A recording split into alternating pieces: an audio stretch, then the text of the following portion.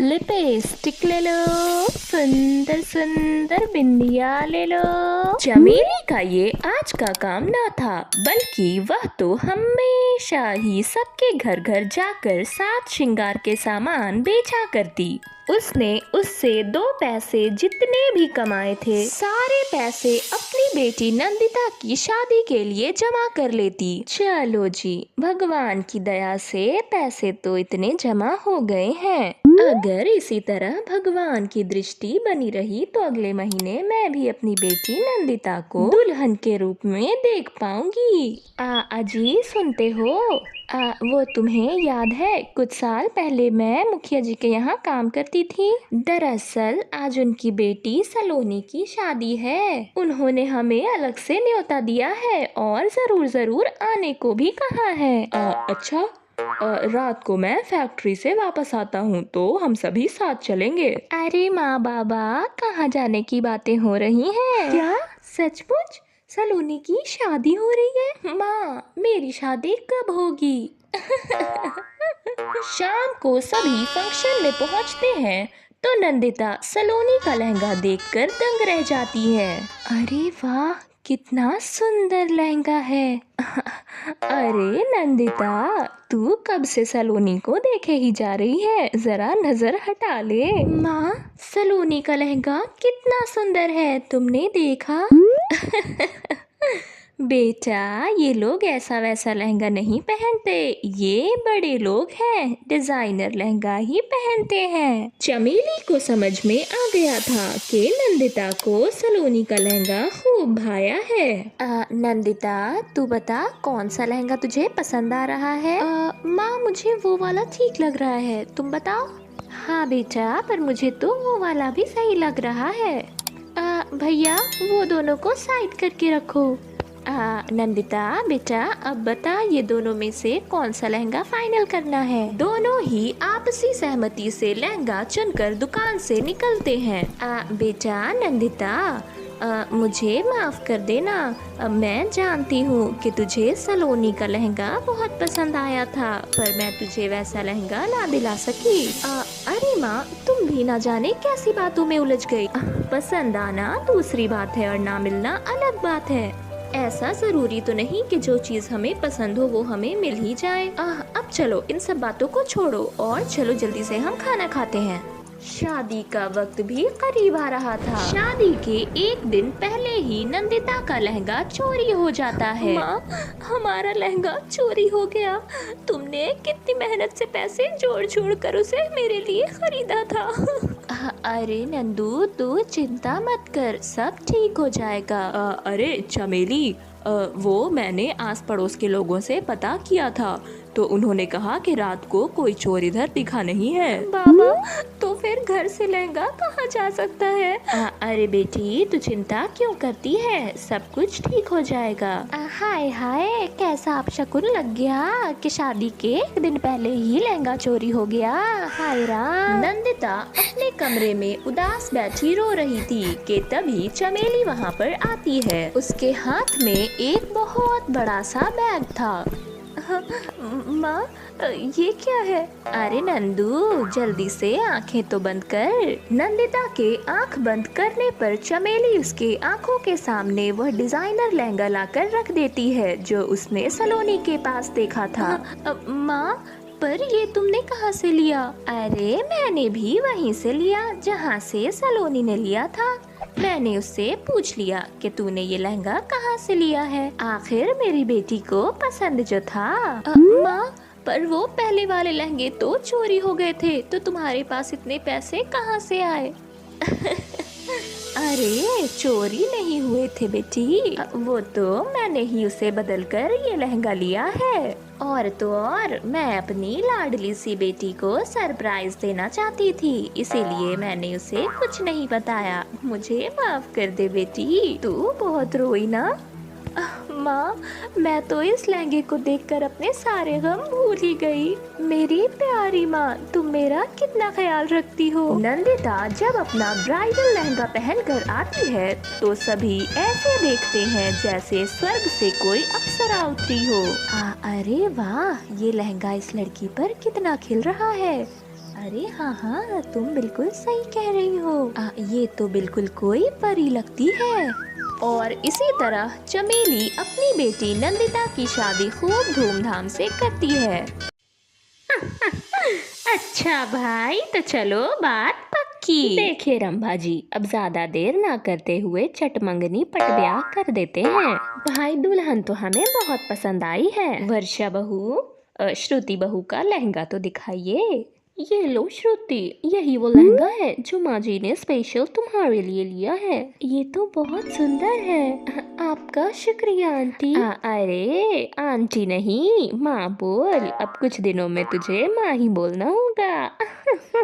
अब कुछ दिनों के अंदर ही लावण्या अपने छोटे बेटे संकेत की शादी श्रुति से करवा देती है। अरे अरे मेरी श्रुति बहू, कितना जच रहा है तुझ पर ये ब्राइडल लहंगा। अब तू ऐसा करना कि मुंह दिखाई के दिन भी यही लहंगा पहन लेना, बहुत जच रहा है तुझ पर।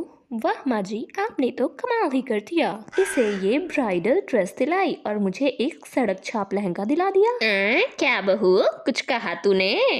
नहीं नहीं माँ जी, मैंने कहा कुछ कहा, मैं कुछ कह भी सकती हूँ क्या? अच्छा, तो खड़ी खड़ी मुंह क्या ताक रही है? नई बहू है, इसे अंदर लेकर जा। हाँ श्रुति, गृह प्रवेश करके अंदर आओ। श्रुति घर के अंदर आती है। अरे माँ, हमें यहीं पर खड़ा रखोगी या अंदर भी बुलाओगी? कब से खड़ा खड़ा पैर दुख रहा है मेरा, अंदर तो बुला लो माँ। 2 मिनट खड़ा रहा तो पैर दुख गए तेरे। अच्छा चल अंदर आ जा। अरे छोटी बहू, क्या कर रही है अकेले कमरे में? आज तो तेरा दिन है, चल बाहर चल, हम सब मजे करेंगे।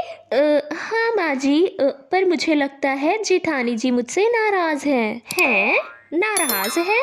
काहे के लिए नाराज है वो तुझसे? तूने उससे क्या छीन लिया जो तुझसे नाराज होगी?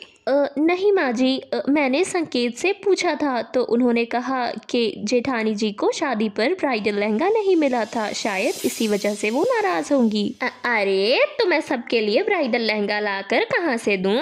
मैं तो कंगाल हो जाऊंगी। और वैसे भी उस वक्त उसका पति उतना कमाता भी नहीं था, अभी संकेत इतना कमाता है तभी तो हम तुझे ये ब्राइडल लहंगा दिला पाए हैं। माँ जी एक बात कहूँ, मेरे पास एक आइडिया है। हाँ बहू, तू कह रही है तो ठीक है, ये करके देख लेते हैं। ओह माय गॉड, इस लड़की ने तो मेरा जीना हराम करके रख दिया है। जब से घर में आई है तो सबको आगे पीछे लेकर घूम रही है, ऊपर से सबने मिलकर से ब्राइडल लहंगा दिया है। और वो सासू माँ, वो तो उसके पीछे खिरनी की तरह नाच रही है। मैंने भी अगर इसके ब्राइडल लहंगे की ऐसी की तैसी ना की तो मेरा नाम भी वर्षा नहीं। चलो, मैं इतनी टेंशन क्यों ले रही हूँ? वैसे भी मुझे तो बहुत नींद आ रही है, मैं तो चली सोने। कल मैं भी देखती हूँ, सुंदर के बजाय कहीं वो बंदर ना लगने लगे। वर्षा के दिमाग में तो कुछ और ही चल रहा था। अगली सुबह, छोटी बहू, अरे मेरी प्यारी छोटी बहू, तू तो सुबह सवेरे सूरज उगते ही किचन में आ गई, और एक वो मनहूस वहाँ अभी तक सोई पड़ी है। माँ जी मैं उठाती हूँ। रुक, मैं जाऊंगी उसे उठाने।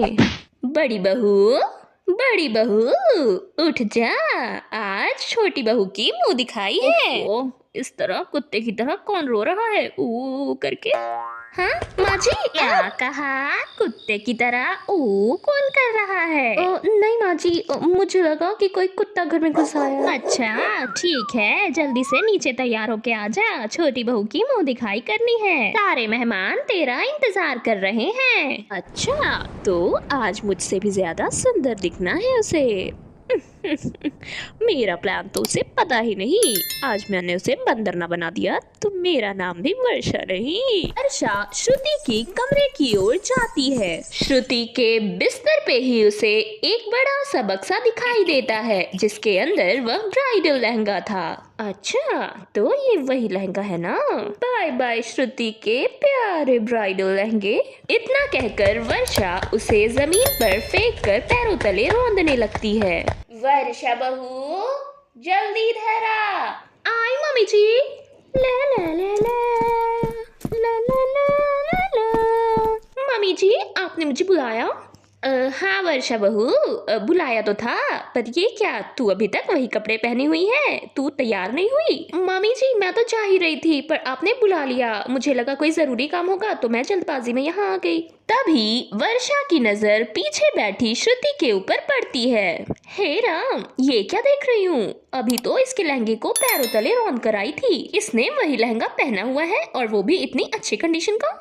अरे वर्षा बहू, दिन में सपने देखने की आदत तेरी नहीं जाएगी। मैंने तुझे ये बताने बुलाया है कि श्रुति बहू के कमरे में एक डब्बा रखा है जिसके अंदर एक और ब्राइडल लहंगा है, वो हमने तुम्हारे लिए मंगवाया है। जल्दी से जा और उसे पहन कर आ, जल्दी से हमें रस्म शुरू करनी है। क्या वो लहंगा मेरे लिए था?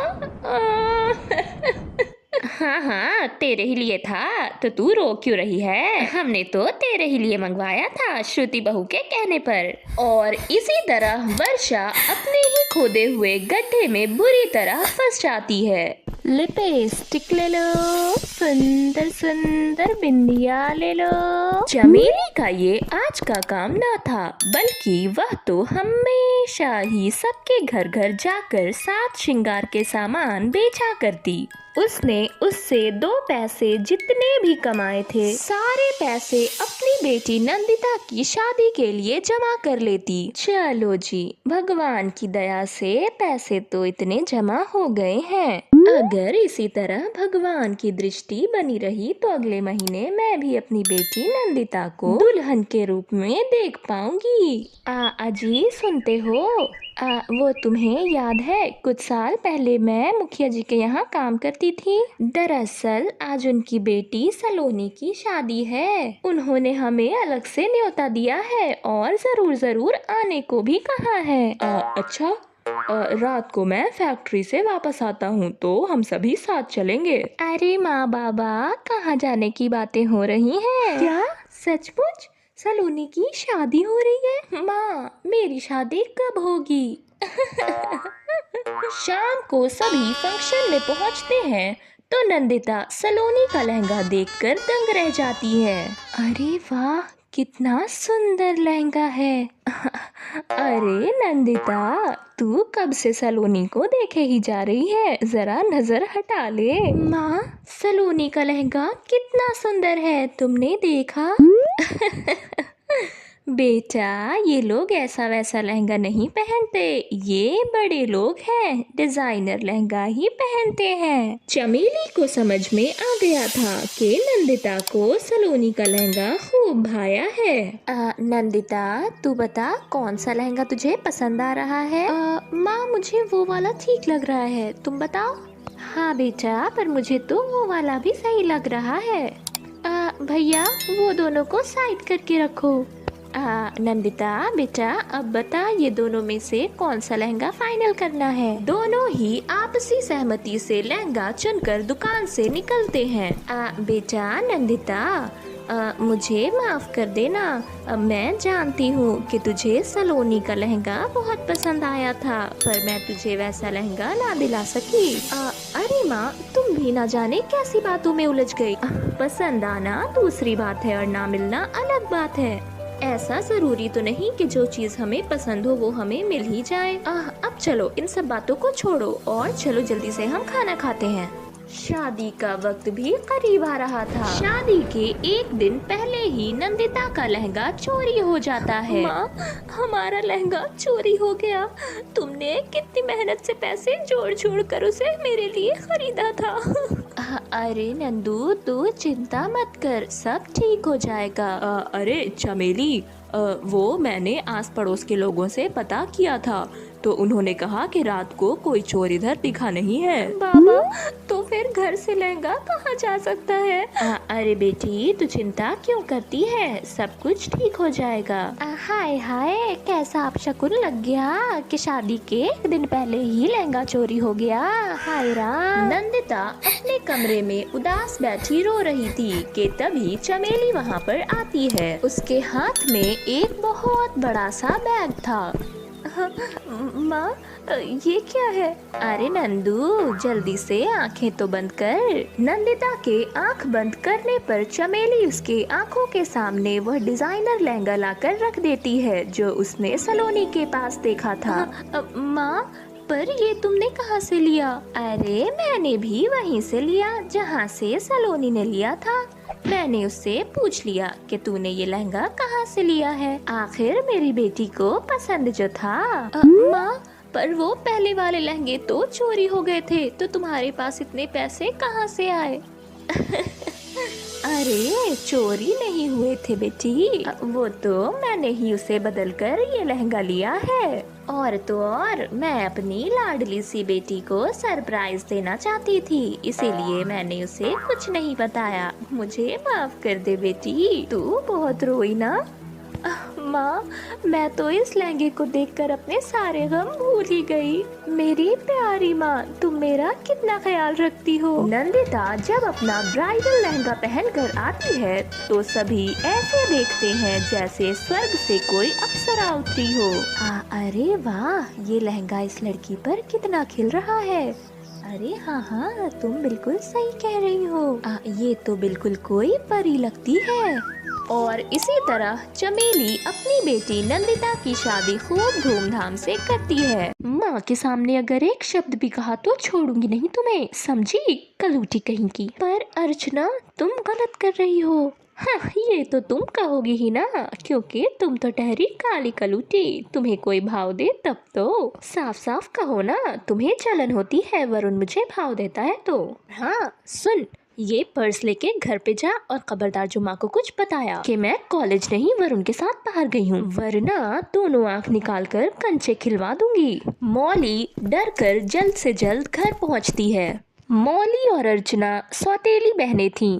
उनके पिता रामदयाल ने सावित्री से शादी की और तभी उसे एक बेटी के पिता बनने का सुख प्राप्त हुआ। सावित्री, ये तूने क्या कर दिया? तू गई तो गई, पर ये काली कलूटी लड़की मेरे पीछे क्यों छोड़ गई? भगवान! वो जब भी अपनी काली कलूटी बेटी को देखता तो हमेशा दुखी हो जाया करता। इसी वजह से उसने उपासना से दूसरी शादी की और उससे उसे सुंदर सी बेटी मिली जिसका नाम उन्होंने अर्चना रखा। अर्चना स्वभाव से बहुत कड़ी थी क्योंकि बचपन से उसकी सारी ख्वाहिशें पूरी हुई थीं और वहीं मौली की ख्वाहिशें कोई पूछना भी जरूरी ना समझता। उपासना को तो जैसे मौका ही मिल गया था क्योंकि उसका पति रामदयाल अपनी बेटी मौली को मुंह भी ना लगाता। वह मौली से घर के सारे काम करवाती और उसे नौकरानी की हैसियत से बिल्कुल भी ज्यादा ना समझती। इसी तरह अर्चना बिगड़ते चली गई और मौली ने पूरा घर अकेले ही संभालना सीख लिया। अरे बेटी, अब वक्त आ गया है कि तू शादी कर ले। क्या मेरी बहन शादी करेगी? वाह, बहुत मजा आएगा बहन, तू हमेशा खुश रहे। ओ गॉड, फिर आ गई तू। तुझसे मेरी 2 पल की खुशी भी नहीं बर्दाश्त होती। मौली, तू अंदर जा और इस तरह से बीच में आकर हमारा मूड खराब मत किया कर। उपासना ने अपनी बेटी का रिश्ता एक बहुत ही आलीशान घर में तय किया। वो लोग जब अर्चना को देखने आए तो उनके साथ एक नौकर रघुराम भी आया था। माँ, मुझे आपसे एक बात कहनी थी। आप तो जानती ही हो ना कि मेरे लिए रंग रूप कोई मैटर नहीं करता। लड़की घर का काम जानती हो, इससे बढ़कर मेरे लिए और कुछ नहीं है। अच्छा अच्छा, ठीक है बेटा। अभी तो चुप रहे, अभी हम उनके दरवाजे पर खड़े हैं। आंटी, इसकी क्या जरूरत थी? वैसे ये बहुत ब्यूटीफुल है, इतनी लग्जूरियस पैकेजिंग है और इसके अंदर लहंगा तो और भी ज्यादा सुंदर होगा। अब हमारी बहू इतनी सुंदर जो है, हम उसके लिए इतना तो करेंगे ही ना। अच्छा अच्छा रेवती बहन, अब आप सब बैठ जाइए, चाय नाश्ता तो करिए। अरे ओ मौली, चाय नाश्ता तो लेकर आ। मौली सबके लिए चाय नाश्ता लेकर आती है। अरे उपासना बहन, ये कौन है? ये तो हमारी नौकरानी है। वो क्या है ना कि मैं अपनी बेटी से ज्यादा काम नहीं करवाती। ज्यादा क्या, मैं तो उससे कोई काम करवाती ही नहीं, सारे घर के काम ये करती है, तभी तो इसका रंग देखो। क्या? अर्चना को घर के कोई काम नहीं आते? और आंटी, ये क्या बात हुई? घर के काम आपकी बेटी को नहीं आते और आप नीचाई से दिखा रही हैं। देखिए, मुझे इस तरह की मॉडर्न लड़की से शादी करने का कोई शौक नहीं है। हाँ, अगर मौली मुझसे शादी करना चाहती है तो मैं तैयार हूँ। अरे ये क्या कह रहे हो बेटा? तुम एक नौकरानी से शादी करोगे?